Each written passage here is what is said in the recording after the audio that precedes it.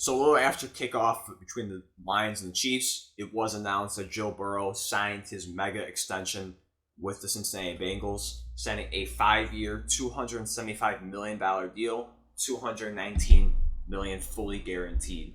With this, on the if you average this out per year, he is the highest paid quarterback in history. During this whole offseason, now entering the season, we've had tons of quarterbacks signed. We have going back to in terms of the top five, Russell Wilson last year when he got to Denver. But looking at this year especially, Jalen Hurts signed on an average of $51 million. Right before the draft started, Lamar Jackson signed his deal, $52 million per year.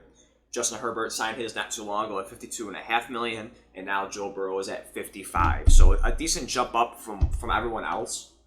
If you look at between Hurts and Herbert, it's only $1.5 million. I mean, even look at between Hurts and Lamar and Herbert, it's a million. It's a $1 million difference or a $500,000 difference. It's nothing too crazy.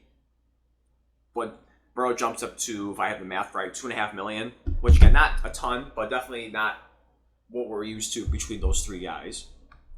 Scroll down even further. Like I said, just kind of explain the same thing too. $219 million in guarantees and make him the highest paid player in league history. Speculation around 26-year-olds impending contract swirled all off season after the top quarterback like Lamar Jackson, Jalen Hurts, and Justin Herbert, like I said, we just discussed, all signed record deals. The cap strain during the training camp further cast doubt on Burrow's week 1 availability, complicated contractual matters a bit more. Let's get some a little more, of course, going into the first overall pick and so forth. For me, I don't have a problem with the deal. I knew eventually this was going to get done because you have to secure your franchise guy. There was a rumor out there a while back that the owner didn't want to pay the big money. Of course, always notorious being known for being cheap. So it was a little reluctant to pay the money, but ultimately, again, you don't have a choice. Joe Burrow, if you go back to the top 10 rankings for players, executives, staff, and so forth, Burrow was ranked the second best quarterback in the NFL, only one ahead is obviously Patrick Mahomes. But you want to secure this guy. You don't want to lose him to go anywhere else. If you do, this is going to set back the franchise a very long time. The chances of you finding another top 3 quarterback in the NFL, it's not going to work out. Now with this contract signing too, I also wonder what is going to happen with Jamar Chase. Obviously, that's the next big thing they have to think about is trying to keep his teammate. Going back to college, had the best chemistry between these two. So no doubt Jamar Chase on the top of the board with that. But you also look at the other pieces like T. Higgins. There was rumors that T. Higgins could have got traded before the draft because of just struggling to find money where the cap's going to come from, and of course him probably demanding a lot of money, being one of, if not the best, wide receiver 2s in NFL, and arguably could be a wide receiver 1 for a decent amount of teams.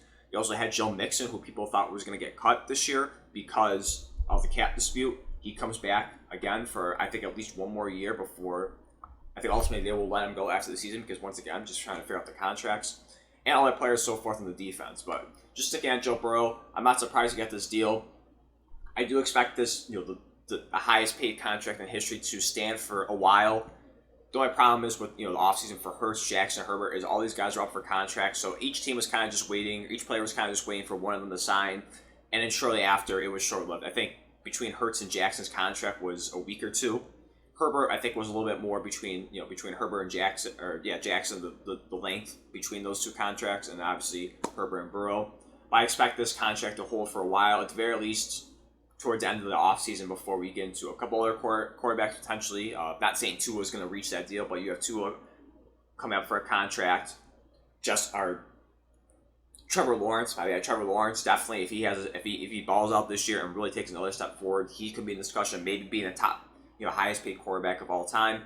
Not sure if, not saying he is going to, but just a couple quarterbacks that come up at the top of my head that are going to be up for contracts very soon, or at least trying to get ahead of that before they get to the end of their deals.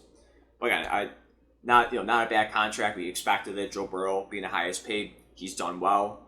Especially his short time in the NFL. He's taken a team to a Super Bowl. Last year was just one play short, really, of going back to another Super Bowl.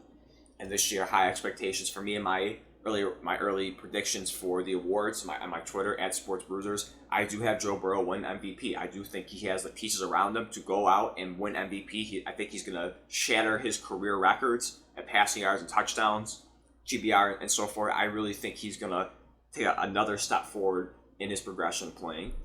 But I just want to make a quick video on that. Once again, Joe Burrow signs a 5-year, $275 million deal, $219 fully guaranteed with the Cincinnati Bengals. Let me know your thoughts down below on the contract. Do you think it was a good deal? Think it was too much for the Bengals? Let me know your thoughts down below on that. But with that being said, thank you for watching. I'll see you next one.